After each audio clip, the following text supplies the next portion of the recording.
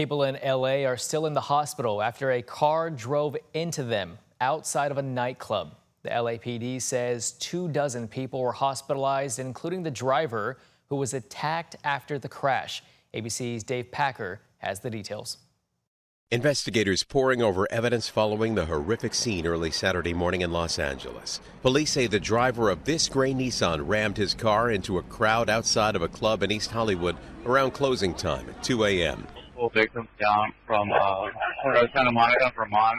The LAPD identifying the driver as 29-year-old Fernando Ramirez. Investigators say he was escorted out of the club, drove away, and then made a U-turn and drove onto the sidewalk, crashing into club goers, valets, and food vendors at the Vermont Hollywood music venue, knocking down this taco stand, scattering and wounding patrons in the vehicle's path. Everyone was looking for their items, their people, their loved ones, their phones, their lost friends. Everything was just scattered. Officials say at least 124 firefighters were dispatched to the scene, most responders calling it a mass casualty event.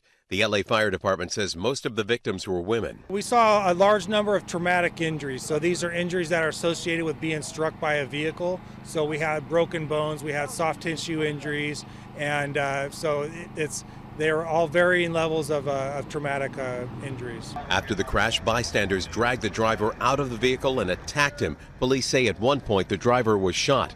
The search continues for the gunman. The driver was taken to the hospital where he underwent surgery. Police say he was booked into jail overnight for assault with a deadly weapon. The LAPD says a motive for the crash is still under investigation, though alcohol is suspected as a factor. They're asking for help from witnesses as they collect video of the incident. Dave Packer, ABC News, New York. And over 100 first responders were at the scene Saturday morning. The person who shot the driver is still unknown.